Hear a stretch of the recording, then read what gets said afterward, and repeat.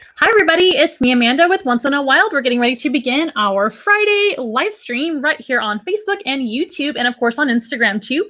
If you are on Instagram, I did recommend that you go over to our YouTube or Facebook today because the angle is a little bit better and easier to see our animal here. We do have an aquatic creature here, of course. It is one of our axolotls. His name is Gremlin, and Gremlin is joining us today. So over on Instagram, it's a little bit hard to see him. I'm sure you can a little bit here, but there's a reflection and things. It's really a challenge to get all the angles correct. But on YouTube and Facebook, I think it looks really nice. So I do recommend that. It's good to see everybody. Hope you guys are having a great week so far, and a happy Friday to you all. It is about 3:33, so we're running just a little bit behind. Not really. We've been on for a little bit, but I just wanted to give it a second before I saw somebody. Hello, how are you doing? I hope you have a good weekend as well, and good vibes to you too. So let's go ahead and introduce everything. My name is Amanda. This is Once in a Wild. We are an animal encounter company, and what we do normally is bring the zoo to you. We also do live streams. As you can see right now, we are live streaming on Facebook, on YouTube, and on Instagram today, as we usually do on Mondays and Fridays every Monday and Friday right now from 3:30 p.m. Central Time on to usually about 4:30 or so is when we end an hour or so. Sometimes I go a little bit overtime because I tend to chat a long time. This is a Q&A session as well, so feel free to chime in with questions, whether it be on Instagram or over here on our other two platforms. We do love to see your questions and comments and anything that you would like to say to me. It's really fun to interact with you guys. Hopefully soon we'll be out and about once again. As things are getting better and better with going out in the public, of course, we will love to be able to bring the animals back to you in person. So that is one thing that we specialize in, is whether it be birthday parties, classroom presentations, animal therapy. All three of those things are options with some of our animals. We do have many different animals. We have mammals, birds, reptiles, amphibians, and even invertebrates, or creepy crawlies, as we like to call them. So once again, my name is Amanda. These are our live streams that we're streaming right now, as you can see, and they are free. This is one public service that we give to you guys for free of charge, but we do also allow for donations and tips via Venmo. On Venmo, you can find us at Once in a Wild, and the last four of our phone number are 5240 if it happens to ask for that. Sometimes it does, sometimes it doesn't, but that is one really great way that you can donate to our cause, whichever amount you prefer to donate, if you can and have the capacity to do so. That is very appreciated. Of course, as always, another way that you can actually donate to our company, because we need to take care of our animals, of course, even throughout this crisis. We do have specially selected items over on Amazon, and you can go to our Amazon wish list that we created on our website. If you go to our website, which is onceinawild.com, pretty easy to remember as well. Remember, our company is called Once in a Wild, so onceinawild.com. Scroll all the way down to the bottom and click that box that says donate, and that will take you to our Amazon wish list, of course. And we are also offering our Zoom Room animal encounters, which I want to highlight right now. I will go ahead and play our little commercial that we made that will explain everything about our Zoom Rooms. Those are really fun. They're great for classes. They're great for parties. They're great for office gatherings, all kinds of things to just kind of have a little bit of a different something to do in your day, of course, and they're fully customizable. So I'm going to go ahead and play that really fast, and we'll watch that together. How's that? Stuck in the house with nothing to do? Did your students miss their fun field trip that was planned for them? Are you looking for a fun team building activity for your employees that are stuck in the house with the same old Zoom meetings from day in and day out? Was your child's birthday party canceled this year because you're stuck in quarantine? Well, then we got the solution for you. Our Zoom Room animal encounters are a great solution for you. In Zoom Room virtual animal encounters, we can bring the zoo to you, but from the safety of your own home. They are fully customizable, and you can invite all your friends to join in and meet all the animals. They are fun, unique, and very interactive. It's also a great learning opportunity. And most of all, it's very simple. Just contact us to book your appointment and schedule your Zoom Room. Then select the animals you would like to attend in your Zoom Room animal encounter, and then send the link to all of your friends and family who are invited to the Zoom Room that we provide to your email. And best of all, we can bring the animals to anyone, anywhere, all over the world. So visit us at onceinawild.com or call us today. We can't wait to see you.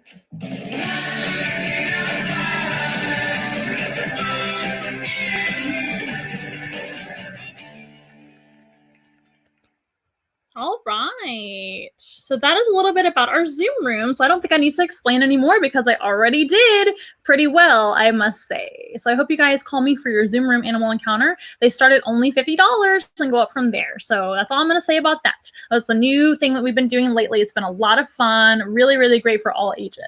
So let's go ahead and talk about our first animal. He's leaving us, but I promise he'll be right back here in a minute. They tend to kind of wander around in their aquatic enclosure here.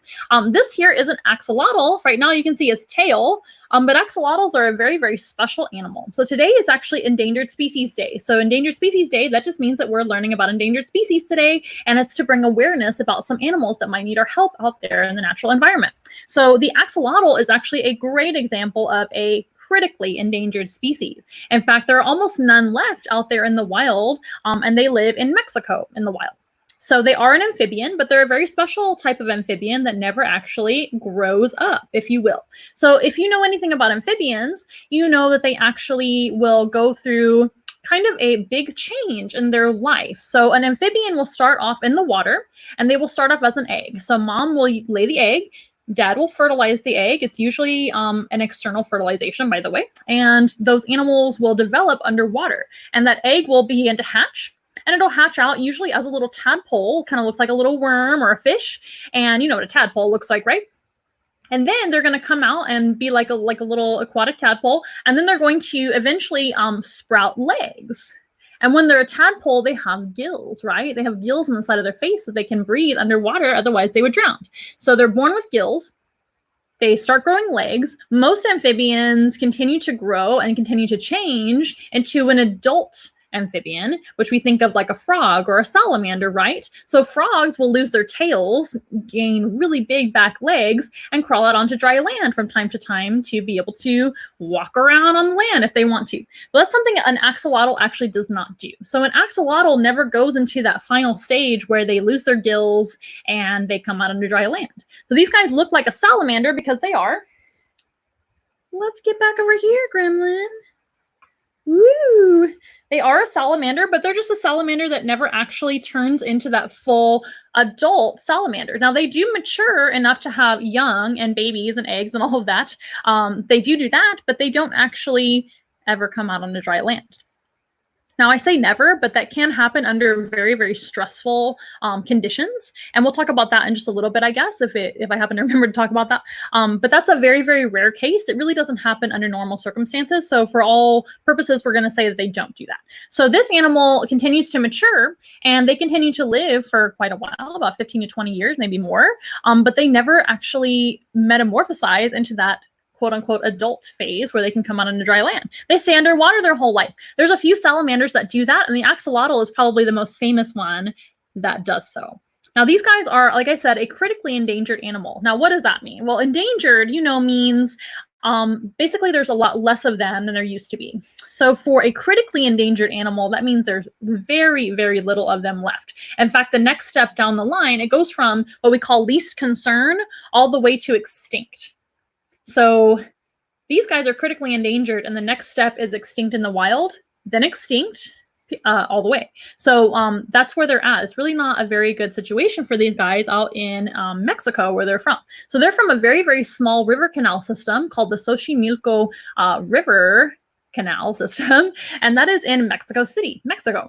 And these guys live in a very, very cold environment. They live in very cold rivers. And like I said, just kind of one little section of a river canal called the Xochimilco River System.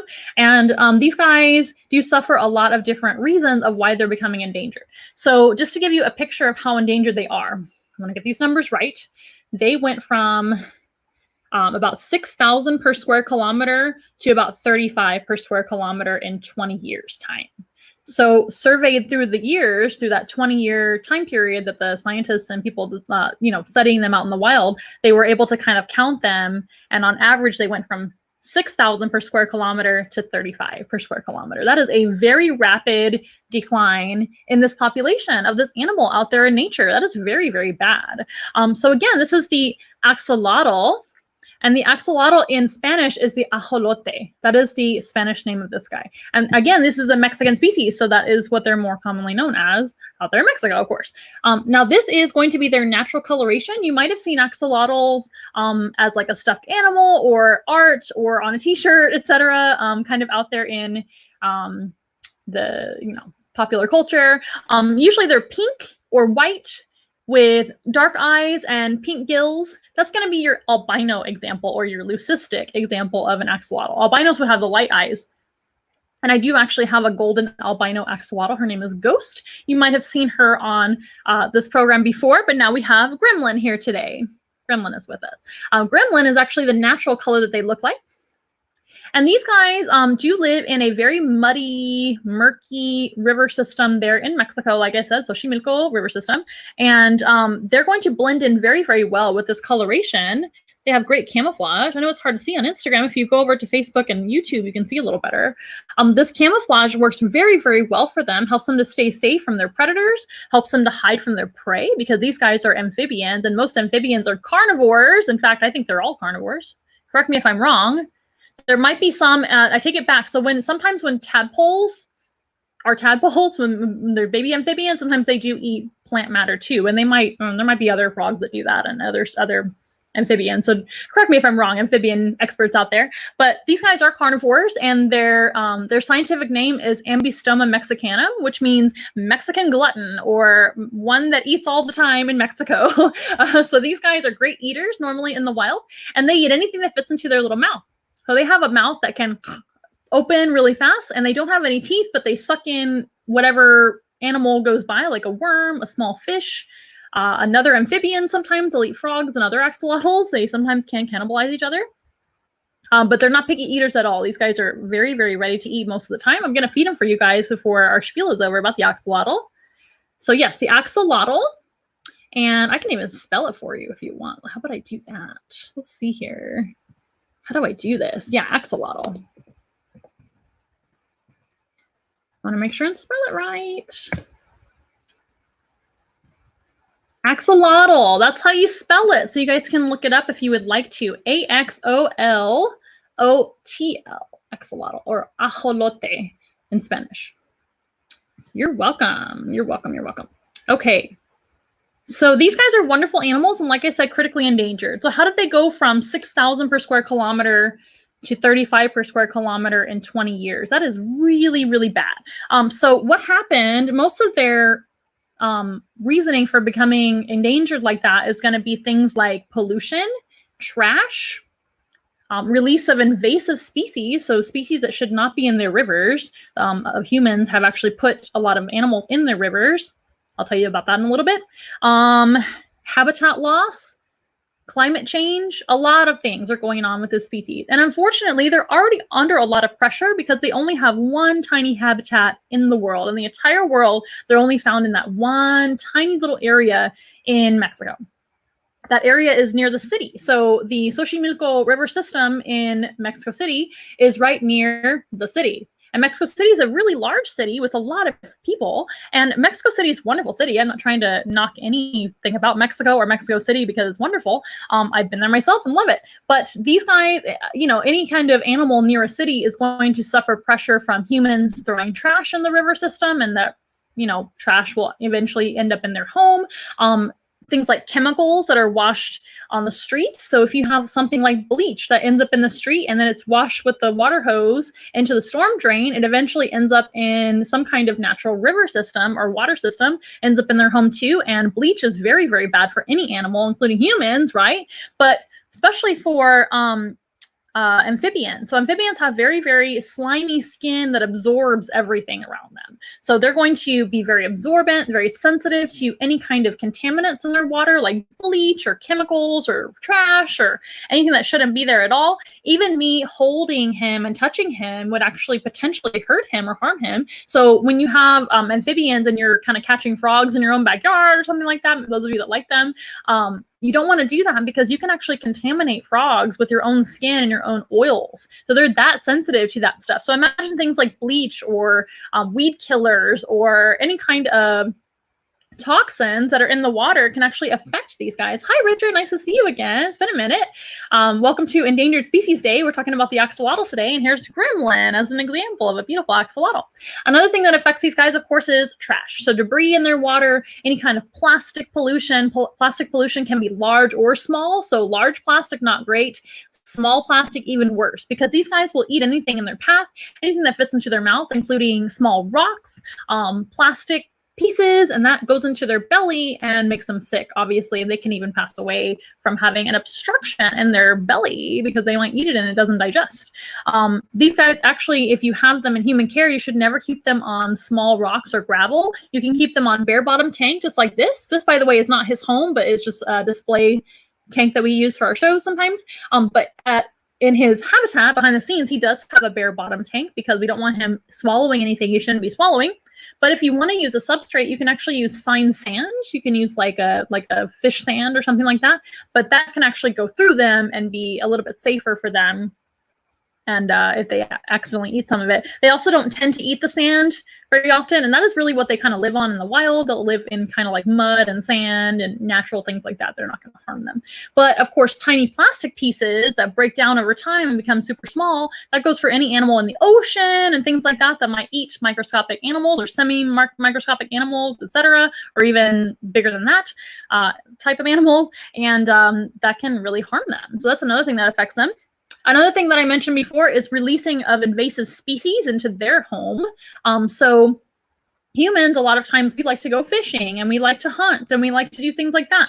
And if there's not enough animals around in our area, sometimes humans bring in animals that don't belong there. For example, here in the United States and all over the world, we have something called a feral hog. A feral hog is just a pig. It's a type of pig. Those were and are hunted for sport, but they're an invasive species and they cause a lot of problems because they were released into habitats where they should not be, including here in the United States, Australia, etc. They're all over the place. And they're causing a lot of problems because feral hogs like to eat everything in sight. They like to dig around and destroy other animals' habitats, and they're very, very hardy, and they do well in almost any environment, so they kind of take over. Same thing with some of the animals that were released into the axolotl's home. So animals like carp and tilapia, which are great big fish that humans really enjoy fishing just because we fish for hobby. Nothing wrong with fishing, of course. I'm not knocking any of you fishermen out there or hunters out there at all. In fact, I think it's very necessary sometimes, but it's never necessary, nor should it ever be a thing that we place invasive species into an environment just so we can enjoy them. That is not okay. It is very selfish. I'm very passionate about the non-release of invasive species into environments because of situations like this. So what happens is the axolotl doesn't get much bigger than this. They get about this long. That's about it. And a carp or tilapia fish gets a lot bigger. And also they don't start this big anyway. Even a small axolotl is definitely potential food for those fish that I just talked about. The fish also eat everything else in the river system, not just the axolotl themselves, but they're also going to eat things like the axolotl's food. So all the bugs, all the worms, all the other fish, all the things that the axolotl lives on, that carp and tilapia fish is going to just take over, eat everything in sight, also causing a lot of, shall I say, waste. So when any animal eats, of course, they're going to produce waste. And you guys know that carp and tilapia, goldfish, all those guys produce a lot of waste when they eat because they're constantly eating like little gluttons or big gluttons and constantly using the bathroom and causing a lot of issues for everybody. So all of that definitely harms them. So the invasive species, the pollution, the trash, what else? Climate change. So as the earth warms, these guys are a cold weather species. They prefer temperatures that are very, very cold in their waters. In fact, some of the enrichment that I give axolotls sometimes is actually ice cubes. They really like super cold water, so like ice cold water. They really like that. They tend to tolerate temperatures up to the 70s, but they prefer temperatures in the upper 50s and 60s in the water, which is pretty cold. That's like killer whale temperatures out there in like Alaska and things. Killer whales are all over the world, but in general, killer whale kind of like colder water. So that's what it reminds me of. Or like beluga whales and things. Maybe that's a little bit too extreme. These guys aren't a like Antarctic animal or anything like that, but where they live in Mexico, that river system is very, very cold, and they can tolerate very cold temperatures, but they cannot tolerate very hot temperatures. So that's my point. So as the earth warms and water begins to warm and algae tends to like kind of overbloom, you get toxicities in the water, all kinds of issues, but you also get just like a general temperature change for these guys, and they just don't do well with that. So a lot of things are working against these poor axolotls in nature. And that is that. That is why they are going from 6,000 per square kilometer to 35 per square kilometer. And honestly, to be very, very honest with you, there's not really a very positive outlook for these guys out in the wild. The good news is that axolotls, like Gremlin here, do very, very well in the care of humans. These guys are very, very well adapted to being kept in zoos, aquariums, etc. They breed really, really well. So that is what is happening right now. So zoos and aquariums all over the world, and as well as right there in Mexico where they're from. Richard says, the Guadalupe often feels like it's 50 degrees. I think it is sometimes. It definitely gets cold sometimes a year for sure. And even if it's like 70 degrees, that's still really cold water. And these guys do okay in 70-ish degree water too. But ideally it would be like in the 60s, low 70s at most. So they really like that. So you don't have to put a heater on these guys, which is really nice, but you do have to worry about it getting too warm in your home if you do have them, or in a zoo, etc., aquarium. So these guys do very, very well being bred in the care of humans. So that is what's happening. Like I said, scientists over there in Mexico are studying them, breeding them with the hopes of re-releasing them once their river system is cleaned once again. They're working on cleaning up that environment, removing invasive species, removing trash, getting things a little bit back to normal. They don't want to re-release these animals until they're a little bit more sure. So what's going on, to my knowledge lately, is they're actually breeding these guys, and they're re-releasing them into a similar river system, which is, I guess, kind of nearby in that same area in Mexico, to see how they do as kind of like a little experiment before they re-release them into the Xochimilco area. That way they kind of know, hopefully they're going to do okay. So that's what's going on right now, and it's very important to support places that actually do breed amphibians like axolotls. There's many other amphibian species that are endangered, if not critically endangered or extinct in the wild all over the world. There are many in South America that aren't doing well as well, not just Central America and North America, but also in South America, all over the world. Honestly, amphibians suffer a lot from toxins in the water, from climate change, like I said, less rainfall, less amphibians breeding, etc. So it is really important to support places like your local zoo or aquarium that responsibly breed these guys and actually keep these habitats, these populations going, so we can re-release them into their habitat, hopefully once again in the future. And if not, we at least have them in some way, in some capacity in the care of humans. That way they don't go extinct completely. Because remember, these guys are critically endangered. The next step is extinct in the wild, and the next step is extinct completely. But they won't go completely extinct if they still have them in zoos and aquariums and things. So do you guys have any questions about the axolotl? I'm going to check over here on Instagram as well to see if you guys have any questions. Hello, for those of you tuning in on Instagram, we do recommend that you go over to YouTube or Facebook Live so you can see a little bit of a better angle. I know it's very hard to see our animal right now. We will have 2 other animal species to talk about, so it's up to you. If you want to stand on Instagram, that's perfectly fine with me. But yes, this is the axolotl, my favorite endangered species to talk about. I do talk about them quite a bit because they are one of my passions in life. Not only are they from one of my favorite places in the world, Mexico, they're also just a really awesome animal. One really cool thing about the axolotl is their abilities. So these guys are, not only do they never grow up, they're kind of like the Peter Pan of the amphibian world, right? They never leave the water. These guys also can regenerate their limbs and organs. So scientists have actually been studying axolotls for many, many years because of their abilities to do this. So it would be really, really neat to be able to apply some of their abilities to human medicine. If we could regrow a limb or regrow an organ like our heart or lungs or something like that, that would be very, very convenient, wouldn't it? To help people out if they need organs or if they need limbs. So the axolotl can actually lose an arm, a tail, a gill. These are their gills, which are on the side of the head. They look like little feathers. They can lose a part of their body right here. Like say if they got a bite from a predator and part of their organs were damaged, say like their intestines were damaged. As long as there's still some of that intestine left, it will actually regrow. And I don't know how much has to be left in that case, but I know scientists have been studying these guys and experimenting with these guys to see what all they can grow back. They regrow back their limbs, even part of their head and brain can regrow as well, which is pretty incredible in my opinion. They do have gills. Richard is asking, do they have gills? Yes, they do. So they have a little bit different gills than we think of as like on a fish. But if you look at polywogs and tadpoles, most polywogs and tadpoles, which are, of course, the baby amphibians, like frogs and salamanders and things. This is a salamander too. They all have similar gills, which are kind of like this. They have like little feathery gills on the side of their head. And that helps them to breathe underwater because they need them to breathe underwater, right? Most amphibians will lose their gills. They'll kind of shrink into their head and go away. And then they can go out on dry land with lungs too. And amphibians actually will breathe partially with their skin too. And I know that's really hard to explain and understand, but it is true. It's something to look up. It's really, really neat fact about most amphibians. They can breathe partially through their skin as well, which is another reason why they're so sensitive to things like toxicities and trash in their water. So let's talk a little bit about how we can help amphibians in your own backyard. And while I'm thinking about it, I'm going to reset my camera's timer really fast because I did talk a long time already and I always want to check the camera. And I believe it is time to reset the timer. So I'll be right back if you don't mind. Hang in tight. I'll be right back in a flash.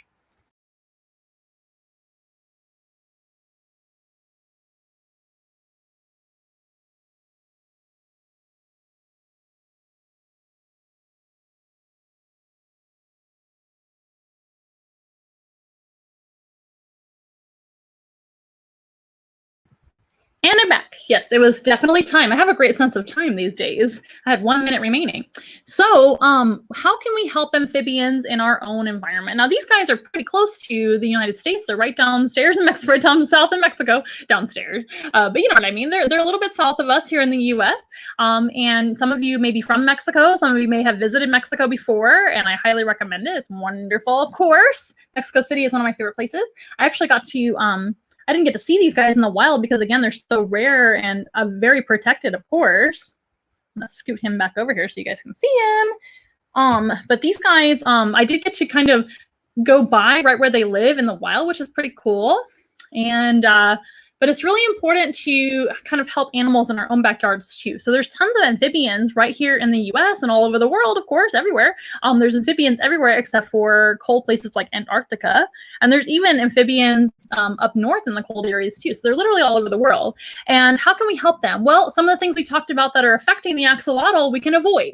So things like plastic. So the less plastic that we use, the less plastic that gets put out in the environment, right? It's a no-brainer. So the more reusable items that you can actually use over and over again and not throw away, like reusable straws, reusable bags, reusable water bottles. Those are 3 really great kind of things to invite into your life that are really, really positive and have a great impact on all animals all over the world. Ocean animals, land animals, amphibians, all those guys are affected by plastic pollution, unfortunately. So the less plastic that you use, the less plastic is out there. So that's a great and easy way to help out.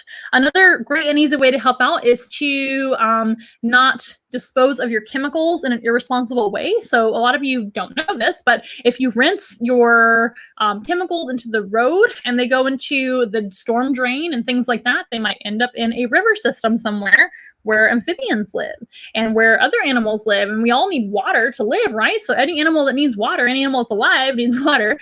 So if we contaminate the water, we're contaminating the animals and we're unfortunately doing them a disservice. So, I thought I had another question. So that's another thing that we can do, of course, is to not rinse our chemicals down the drain system. We want to dispose of our chemicals properly, etc. Dispose of our trash properly, dispose of our recyclables, make sure we're recycling as much as possible, and make sure we're using items more than we are using plastic items. That makes sense. That's an easy thing we can do. Another really cool thing you can do in your own backyard is not using pesticides. So pesticides are really, really toxic to amphibians too. And of course, amphibians eat things like bugs. And when we put poison on their food, we're poisoning the animal too. So we want to use more kind of natural means of getting rid of bugs and things. There are different options that you can talk to, an expert about. I'm not an expert when it comes to chemicals and things, but I do know that there are a lot of options which will not harm frogs. Something to talk to research and talk to somebody about. You can also provide frogs and toads little shelters in your own backyard. We all have frogs and toads in our own backyard usually, and in your garden, etc. And what you can do is make them little shelters. So toads and frogs actually do need somewhere to shelter during the day because most of them are nocturnal, coming only out at night. These guys are actually kind of up and down all the time. They don't have any eyelids and they're in the water, so they kind of just they're awake all the time and they never blink, so they're kind of always awake, just kind of resting up and down all day long. So I don't really know what you would call that. So definitely not nocturnal. They're kind of just ready to go whenever I have their food, etc. I walk in the room, they're like food. So they definitely see me. But anywho, so these guys, but most amphibians are going to be out in the night because that's when most of their prey, those bugs, are out too, right? That makes sense. So they need somewhere to shelter during the day from the hot sun, from predators, things like that. So little shelters that you can build for toads and frogs in your own backyard, those are called toad abodes. That's something you can look up on the internet, but it's very easy. You can just take a little pot, like a flower pot, you break it in half, and then you've got two little caves. Each one of those can be like a little toad abode cave for your amphibians in your own backyard. They're pretty cool. It's really great to have frogs around and toads around because they eat a lot of mosquitoes and they eat a lot of roaches and they eat a lot of flies. So that's really, really good to have. So yeah, you want to invite those animals into your life when possible and make their habitat as clean as possible. Another thing you can also do, like I said, is support zoos and aquariums that have amphibians because most of those are going to be breeding amphibians and also supporting conservation efforts to amphibians. You can ask your local zoo and aquarium, hey, do you have amphibian conservation efforts? Do you support that? Most of them say, yes, we do because we have those animals. And a lot of the money that you actually pay to go into the zoo, or you can even donate more money. I'm sure there's a donation fund at almost every zoo and aquarium. Even us, we have a donation fund. It's at Venmo. If you guys want to help us out, you can find us on Venmo at Once in a Wild. But anyway, but your local zoo and aquarium will usually have some kind of donation option for you too. So that's a really great thing to do. If you are on the fence about zoos and aquariums, I promise you that helping them out by paying admission and donating to their cause will help animals all over the world. Most of your very, very good zoos, they are supporting conservation efforts. And so I highly recommend that. You can always kind of call them and ask them, what conservation efforts are you guys involved in? And they'll tell you. So very cool. So anyway, what questions do you guys have about the axolotl? Hello, Donna. Nice to see you. Hello, Instagram. Thank you guys for tuning in. Okay, well, why don't we feed him really fast and then we'll move on to our second animal. He's going to be out here the whole time because he's here in a tank. And I'm not going to move the tank out of the way. I'm just going to leave him out here for ambiance, for a nice, cool additional animal to have the whole time. So, but let's go ahead and feed him. I brought some treats for him. This is not his normal diet. So an axolotl in the wild, they're going to eat small worms, fish, bugs that are on the surface of the water. They might come up and get a bug every now and then. I'm trying to see if he'll come up and show you how he would come up. Look at him looking at my fingers. See, he knows where the food comes from. They might go to the surface and snag a bug from the surface that falls into the water. Oh, I'm so glad this is your favorite animal, Jorge. Nice to see you. Hello. And please tag all your friends and family that you think would enjoy these live streams. And they can also catch them after the live stream is over to enjoy them the first time or second time, depending on if they've seen them. So I brought him some treats. Like I said, they eat all kinds of things. Proper diet for these guys is a carnivore sinking pellet, which I'm going to give him too. But also they get treats of worms and things too, wax worms, mealworms, and another staple item for them all the time is going to be things like night crawlers and red earthworms, etc. Those are really, really good for them. But the pellets that I give them have a lot of protein and a lot of all the nutrients that they need as well. But I'm going to give him a treat because he's here working for his food today, being a great animal ambassador. For those of you on Instagram, I'm going to move you closer. Hopefully you can see him. There he is. Bam, right there. So hopefully he'll come a little closer for you guys. I'm going to try to entice him here with a mealworm. See the worm? I got it all wet though for a second. Come here, buddy. You can do it. Hopefully he'll come closer. Come here. He's like, no, you have to do everything for me. Okay.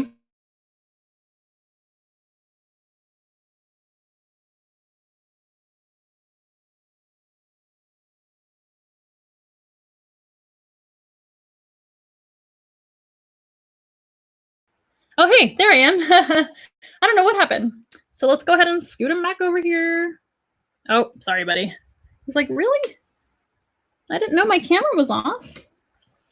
I want you guys to see really well, so I'm going to move him over again. Sorry, this is taking forever. Sometimes animals don't do what you expect them to do they? Okay, let's try this again. 1, 2, 3. How about a worm? Yes, I knew he would like that. Can you guys see on Instagram? You can probably see. There he goes.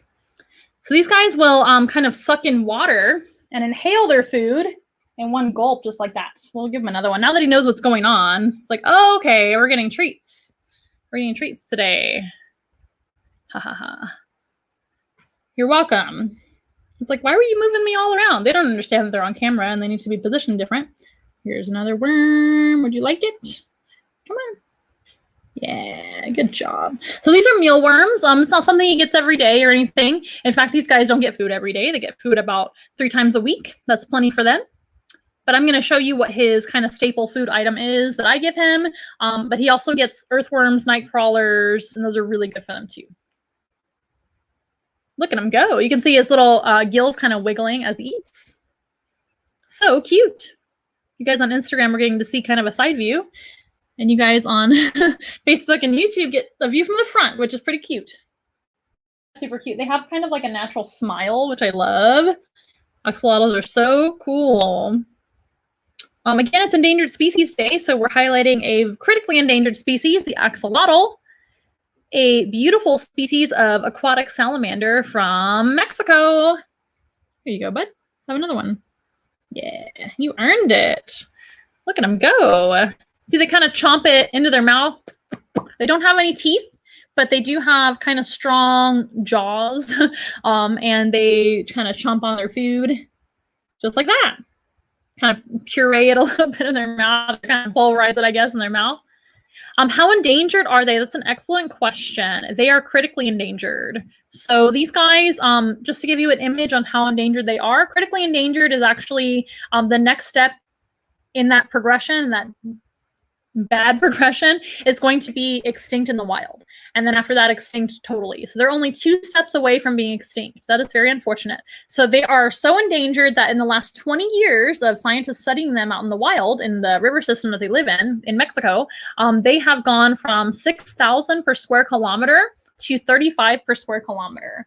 And that is probably even worse now because that was done, I think, just like a couple of years ago. Unfortunately, yeah. So they're very, very endangered, critically endangered. One more? Oh, you still have your mouth full with another worm? I'm so sorry. How rude of me. Yes, very endangered. These guys need a lot of help. Anywhere that has axolotls and is breeding them and working on conservation efforts towards them is a great organization to support. And that is one way you can actually directly help axolotls in the wild. What is being done for them right now is breeding efforts in the care of humans in Mexico by scientists and other people studying them over there. And what they're doing is hoping to re-release the animals once their environment is healthy again. And that is the plan. I'm going to go ahead and just let this worm be in there. And I'm going to give him some more food that he can munch on if he wants to. That is the sinking pellets I was talking about. He might get those later. I'll kind of strew them around here so he'll be eating them during the program. Hopefully he'll stay on this side if there's food. And this worm too. Oh, this worm's gonna float. Look at that. Oh goodness, I should have thought about this. Catch the worm. Yes, they're gonna stay in a state of basically like a teenager their whole life. And they do not transform from there. Yes, they don't actually go into their adult stage, if you will. We covered that earlier, but you weren't here, I suppose. And that's okay.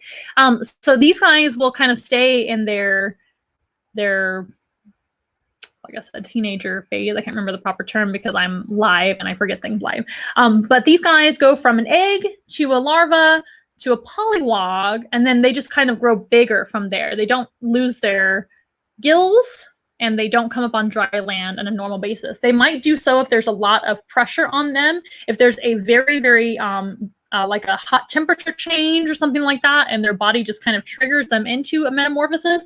They may do that under a lot of stress. not good for them, and it doesn't happen very often. But yes, you are right.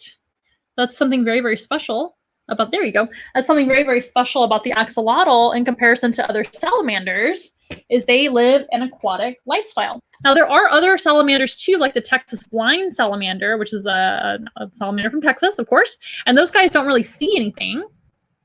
But they live in caves underwater, and they're kind of underground caves, and it's very, very dark, so they've evolved to not have any eyes. So they have little spots where their eyes should be, but they don't have any. Oh, and you're fine. I don't mind at all. I just wanted to make sure that everybody knew that I talked about that already. No big deal. You're absolutely right, though, and it's no problem. So while Gremlin is being extra, extra cute, just being himself and eating the rest of his food, we're going to talk about some other animals. And if we end on Instagram, I will start again like I usually do. Instagram has a much shorter time span that it lets me be on, and I will try to start over. So if that sounds good with you guys. I'm going to go to another animal. So today we brought one endangered species and 2 other species that are not endangered, but I figured I'd talk about them anyway while we're having Endangered Species Day for the axolotl. That's the one we're celebrating today. And we brought 1 amphibian and 2 reptiles. That's okay with you guys. So here's one of our reptiles. We brought 2 of them. This one's really cute, if I do say so myself. Ah, look who this is. This is Rue, and she is a crested gecko. See her? I'm going to scoot up a little bit. So crested geckos are found in New Caledonia, which are some islands that are actually right near Australia. So they're in the Australasian continent, and they are also known as the eyelash gecko.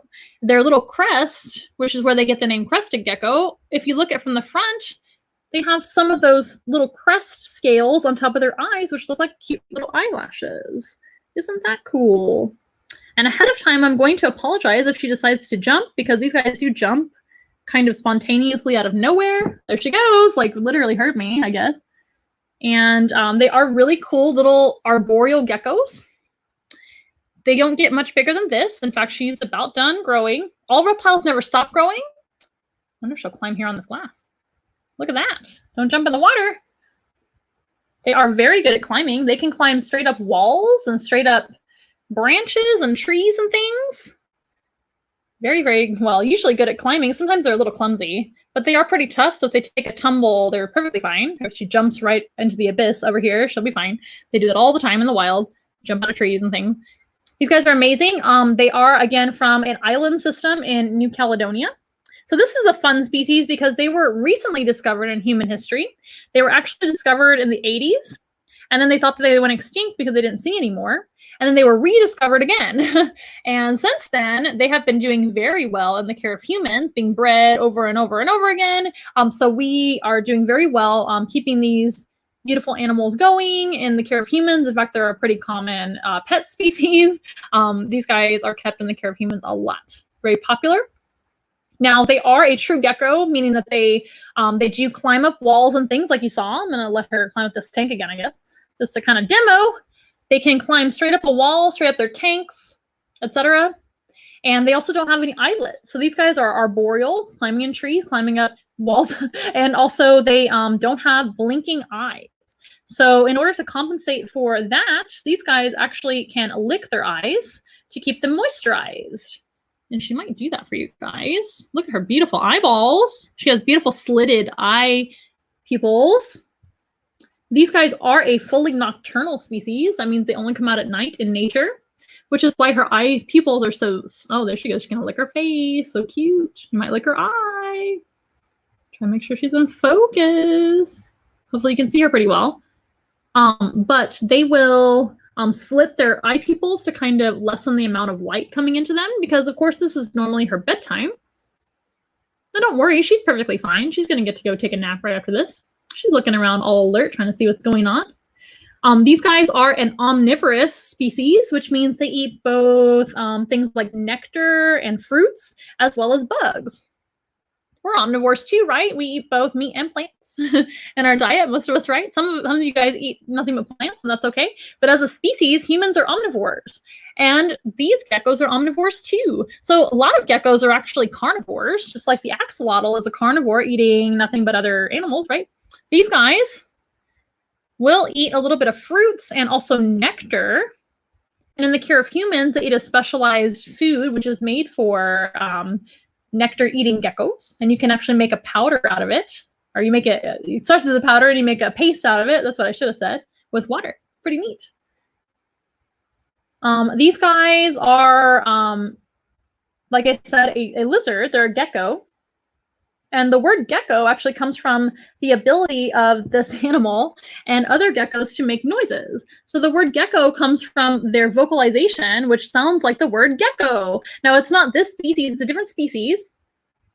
But when scientists were first kind of discovering them and naming all the animals and things, the gecko that was discovered kind of made like a gecko sound. And that's very unique in the lizard world because...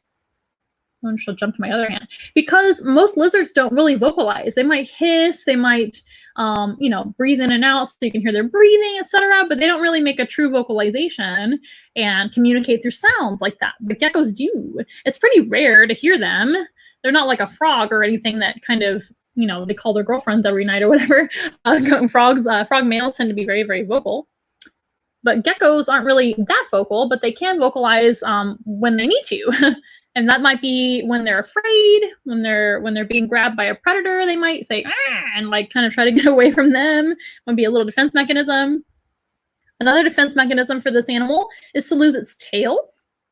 Now, the only thing that I don't like about crested geckos is the ability to regrow the tail is non-existent in this species. So they're kind of the opposite of the axolotl. The axolotl loses the tail, a gill, a limb, an organ, half of their face. They can regrow all of those things. The crested gecko can't. These guys cannot regrow any limbs for sure, and they definitely can't regrow the tail. So they're one of the few species of lizard that can lose the tail at will in case of emergency. So if a predator comes and grabs the tail, and eats the tail, then the gecko can get away. But this type of gecko, the crested gecko, does not regrow the tail, unfortunately, which is very, very unfortunate. Because if they lose it, that's the only chance that they get to save themselves with that ability. So not so great. Do you guys want to say hi to each other? I don't think they would be friends in general. They're both a solitary species. Crested geckos are really cool. They are an egg-laying gecko.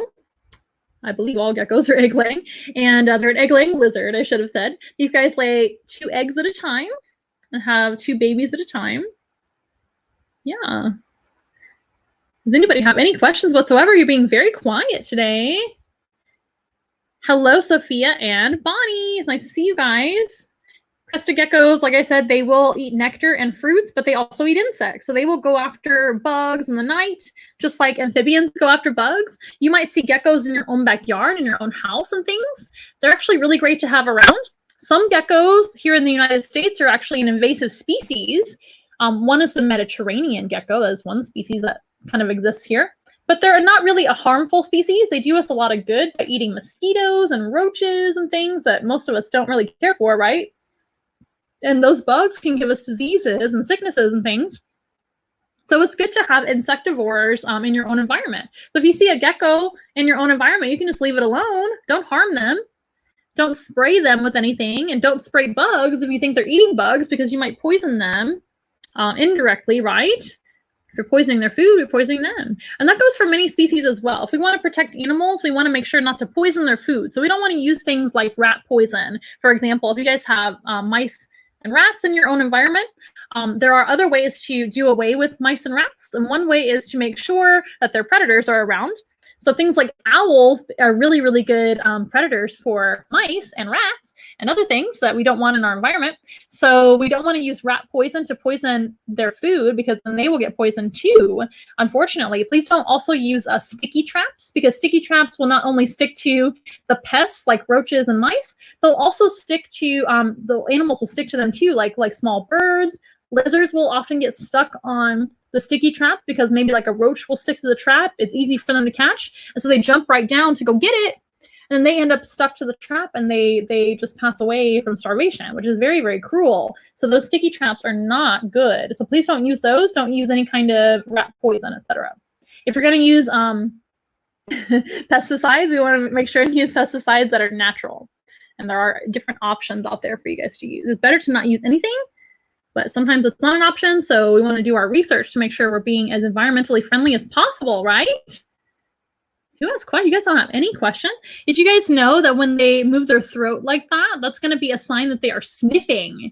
So if a turtle or tortoise kind of, I can't do it myself, but they kind of like move their throat like that, that means that usually means that they're alert, number one, but they're also smelling. These guys have a great sense of smell, and they have little ears on the side of their head. See their little ears? Whoops, you moved your head. Those holes on the side of her head are her ear holes. And she's got great vision. She never blinks, like I said. To rest, they kind of just like go into a rested state. They will kind of like squint their eyes, but they cannot blink. They don't have any eyelids. So they have to lick their eyes to stay moisturized and to stay clean. Isn't that interesting? These guys are great climbers. They can climb with the pads of their feet right up flat surfaces, like we said. They do have little nails on their toes, which are covered in kind of a sheath. So the nails are kind of covered, but they do have little toenails. Almost said fingernails. They don't really have fingers. Toe fingers. They're so cute. They do have a semi-prehensile tail. They can use their tail for balance and grab onto tree branches and things for kind of like a fifth limb. But again, if these guys lose the tail, then they lose it forever. They don't regrow the tail. They end up with a little nub afterward. That does happen quite often in crested geckos. Yes, yes, yes. Crested geckos are very soft. They do have scales like all reptiles, but their scales are very, very smooth and soft. They feel like the petal of a flower. That is really unique in the reptile world. They're very, very soft. They are a tropical species. They live in New Caledonia, which is a system of islands right in the Australasian continent, near the Australian island there. Australia is a huge island, right? These guys live in tiny islands right next door to Australia. Pretty neat. You guys want to see her on Instagram? They're so cute. Yeah, so cute. You guys are so quiet today. It's really, really good to see everybody tuning in. Hello, everyone. I feel like everybody's getting super busy nowadays and don't have time for me at 3:30 anymore. But we're still doing our live streams on Mondays and Fridays at 3:30 p.m. Central Time. They are free of charge, but you can tip us via Venmo at Once in a Wild, or you can donate to our Amazon wish list, which is found on our website, onceinawild.com. If you click donate, you can find that wish list.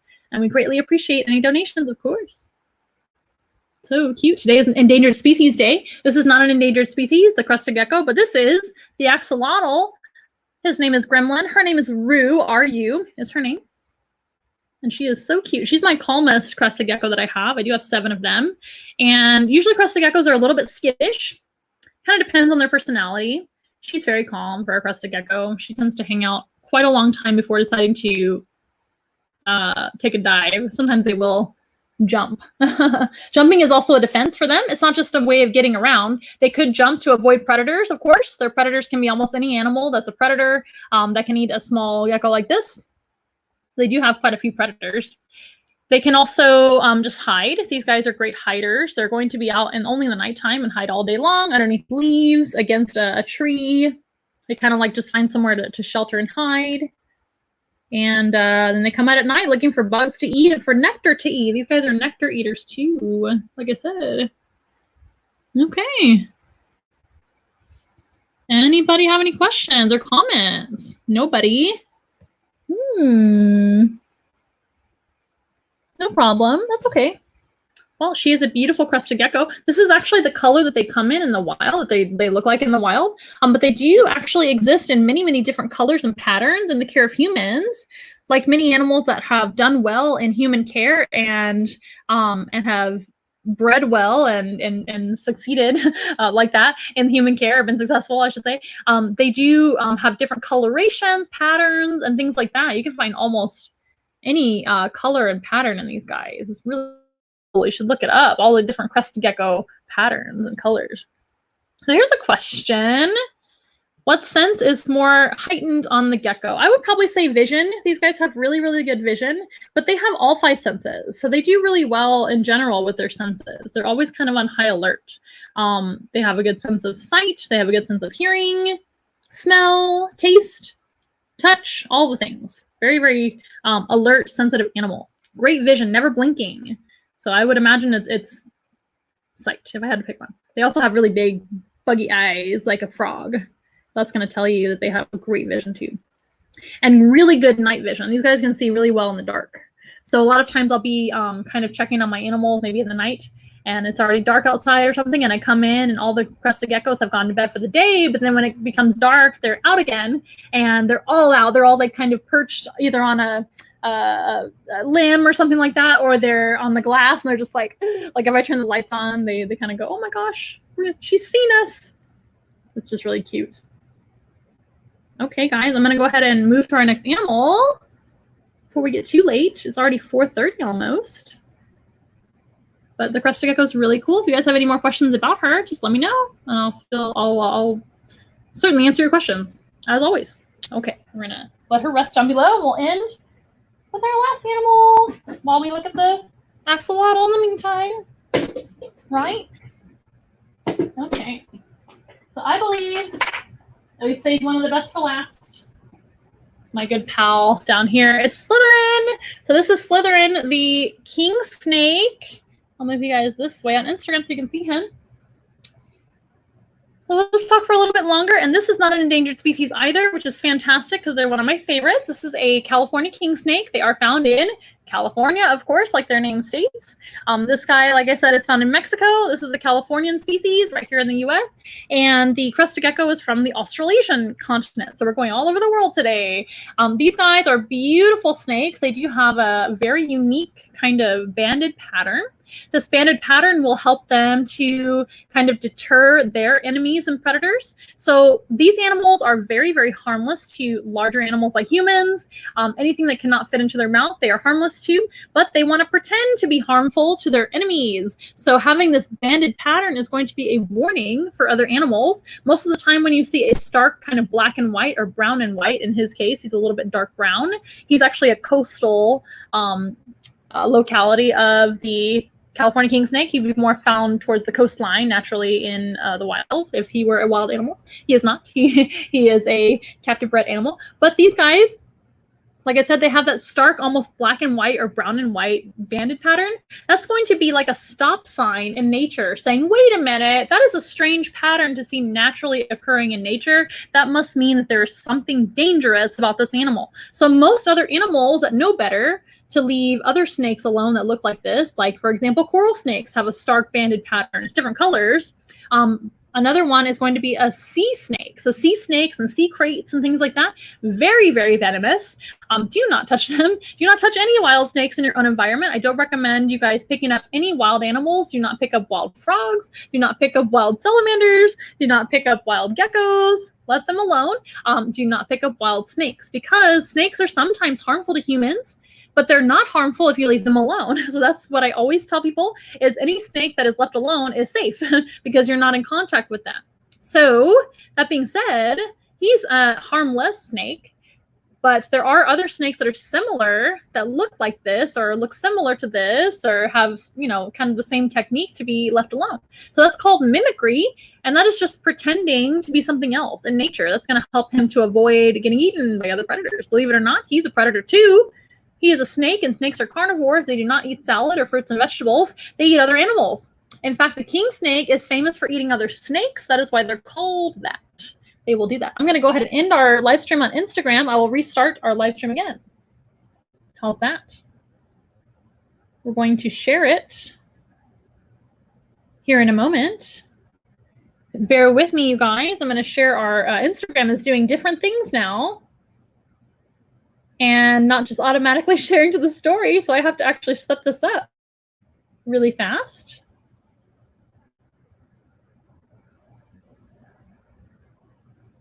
Bear with me, guys. Thank you for your patience.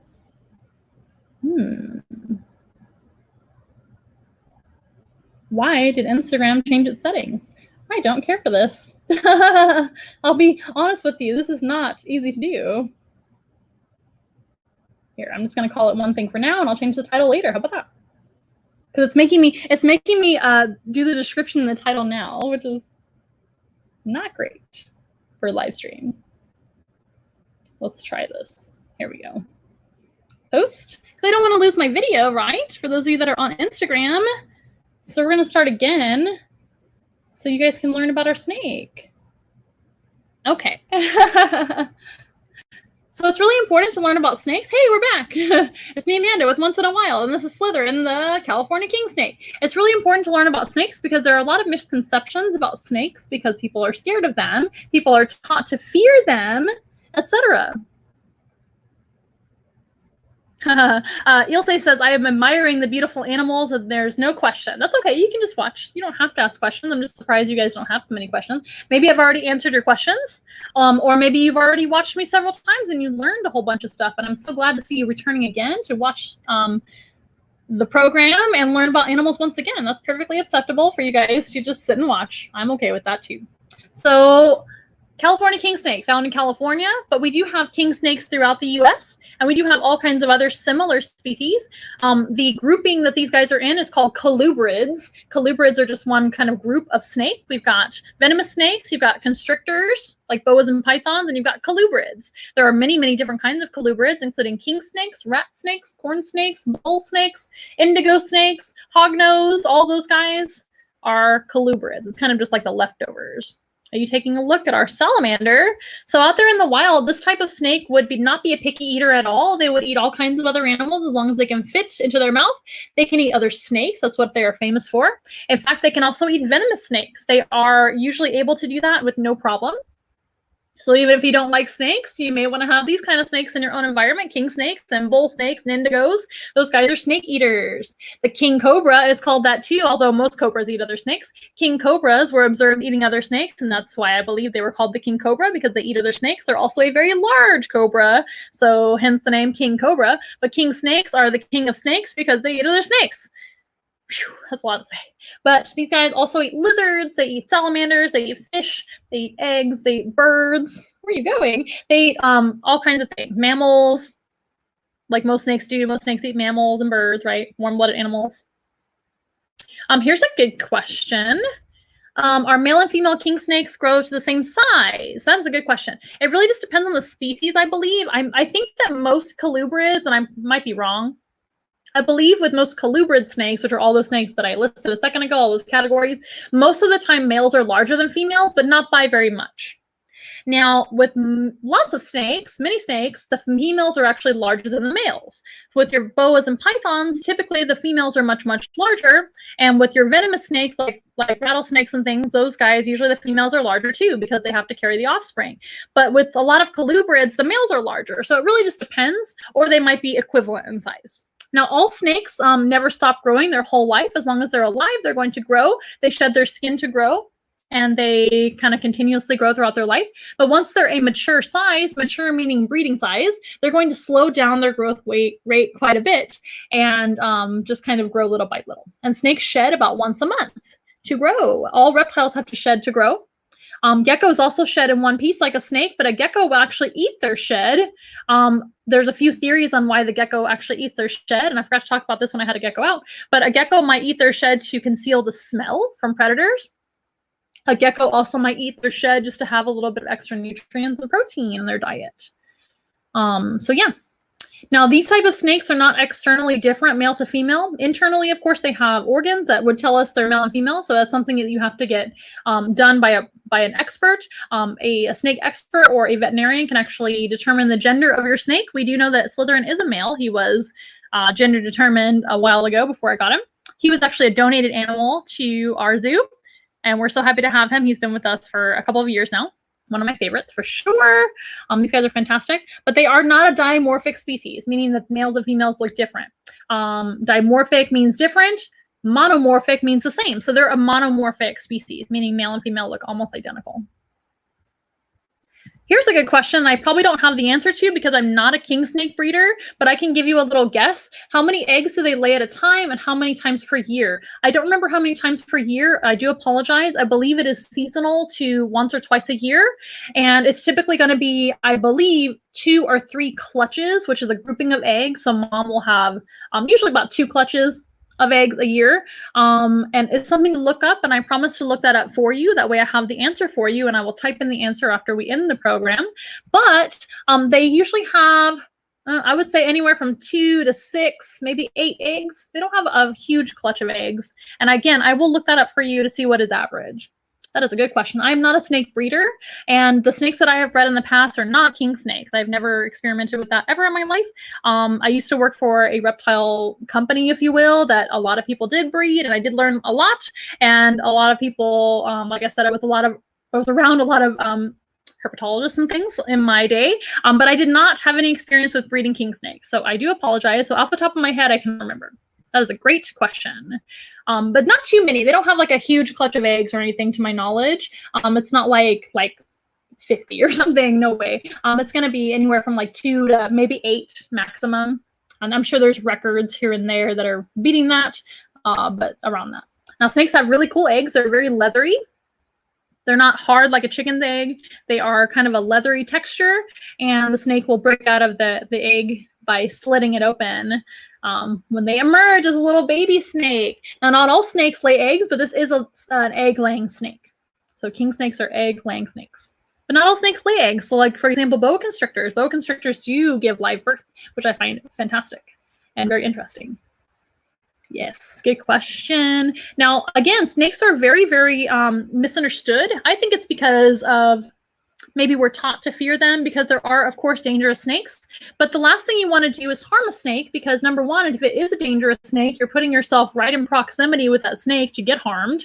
That is where most people actually go wrong and get injured by a snake or get bitten is when they're trying to actively harm the snake. So the best thing you can actually do is just leave them alone. If you have a snake in your own backyard or in your own environment, it gets in your house or something like that, always call an expert to handle that situation. You don't want to put yourself in harm's way. Sorry about that. Sorry about that. There goes my camera again. I didn't start my timer over again. Hopefully it won't happen again. We'll see. Live is live. But anyway, if you always want to call an expert to have them handle that situation. And you don't want to put yourself in danger. You don't want to be harming wildlife because wildlife is there for a reason. And a snake's purpose is to actually help us out with pest animals. So I know we're talking about endangered species today. This species of snake is not endangered. This is an endangered species, the axolotl, of course, like we talked about already.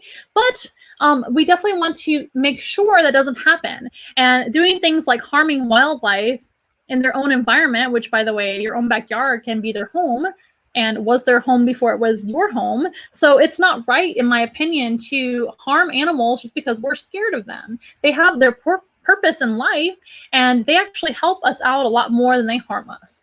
So if you guys ever see a snake in your own environment, you want to leave it alone, let it do its job. Its job is to eat rodents and other animals that can cause problems for us and other animals.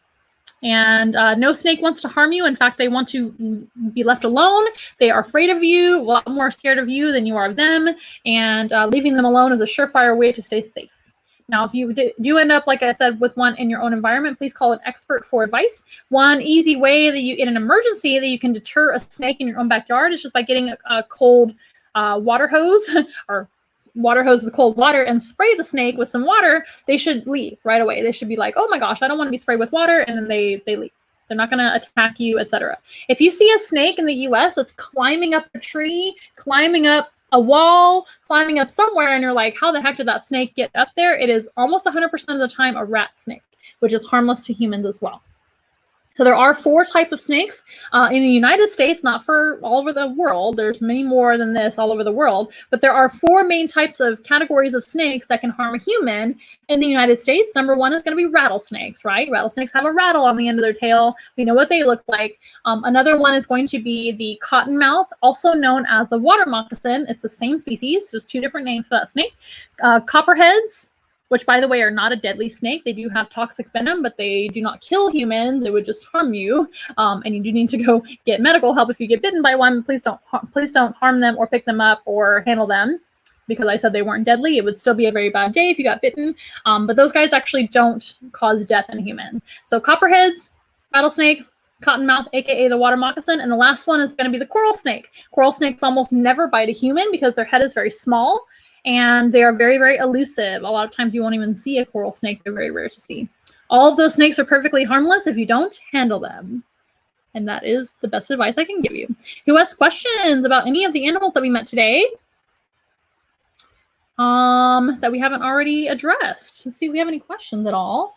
For those of y'all that have never seen a program here, my name is Amanda with Once in a Wild. Once in a Wild is our company's name. You can find our information at onceinawild.com. You can donate to our cause via Amazon wishlist at the donate button at onceinawild.com. You can also tip us and donate to us via Venmo at Once in a Wild. That's how you can find us. And we are offering Zoom room animal encounters right now all over the world. We can Zoom anywhere, whenever you'd like to schedule us, and we can customize your animal encounter. They're similar to this, only you get to pick the animals from the animal ambassadors that we have. We have about 65 animal ambassadors to choose from, and it's a lot of fun. And those are really fun because I get to Zoom with you guys and see your faces and answer your questions directly as you have them. So those are really, really cool. Well, Slytherin, you are a fantastic animal. You are just a gentleman, a model citizen, and how most snakes are. Most snakes are very, very, very sweet. All wild animals don't want to be handled by humans, though, so most wild animals are going to defend themselves. Snakes defend themselves by biting. That's their only defense. They don't have any claws to scratch with. They don't have any arms, so they can't scratch you to defend themselves, so they're usually going to bite to defend themselves, and that's why they do that. A snake with venom does not want to use its venom on you. They want to use their venom on their food. A snake that has venom, that's the purpose of the venom, is to help them do away with their prey. So they're going to bite the prey passes away, and they can eat it. Speaking of eating, these guys do not chew their food. As you may know, snakes swallow their food whole, all in one piece. They have a very specialized jaw system, which works very different than our jaw. You can see how beautiful his head is. So he can actually eat something about 3 times the size of his head or the widest part of his body. So usually Slytherin's food of choice is going to be mice. He's a very picky king snake, if I do say so myself. Most king snakes in the wild eat all kinds of things, like I said before. But he's going to eat a mouse about 3 times the size of his head. So how he can do that is by using his specialized jaw. So his jaw is not fused in the center with the bones. The bones are split down the way this way. They can stretch out like this side to side. They can also stretch out very, very, very well here and here on either side. So imagine that you are opening your mouth really wide, like that. And also you can split your jaws this way. So sideways and up and down, making lots of room for a great big meal. Snakes also don't eat every day. This type of snake would eat about once a week, and that is exactly what we offer food to him, about once a week. He typically does eat just fine. But snakes don't have to eat every day because they have a slower metabolism. Being a reptile, reptiles have slow metabolisms, much slower than humans, because they are what we call ectotherms. So they are ectothermic, meaning cold-blooded. We're warm-blooded, right? We are endotherms. We have our own body temperature. He does not. He's got the temperature of whatever the room is around him or his enclosure or the environment around him, whatever the case may be. If he needs to warm up in nature, he would go out into the sun to warm up for a little bit and then come back into the shade when he gets too hot. In his own environment, he goes onto his little heating area that he has in his own environment to warm up as needed. And they kind of do that on their own. Well, very, very good. You guys have been a quiet audience today, but I appreciate you tuning in. And for those of you that are more interested in what we do, you can see the rest of our live streams posted right here on Facebook, posted right here on YouTube, and Instagram lets me save them for a little while, so we'll see how that works this time. But honestly, the viewpoint is a lot better over on Facebook and YouTube. So if one of those is an option for you, I recommend going over there. Please follow us on YouTube. Follow us on Facebook if you haven't already. Like the video. Share the video with all your friends. Comment. On YouTube, we are pretty new, so the more followers we get, the better, and the more comments we get, and the more you subscribe, and the more you ring the bell for notifications, etc. That helps us out a lot. That's one way you can help us, and it's free. A free way you can help us out. Pretty cool. All right, well, Gremlin's leaving, so I think we're going to say goodbye. So you guys have been fantastic as always. I'm going to share our kind of credits that we always show with our little song. Let's see what we can do here. We got a few steps I have to follow. Okay, here we go. We're gonna make a bear like this. All right, let's go.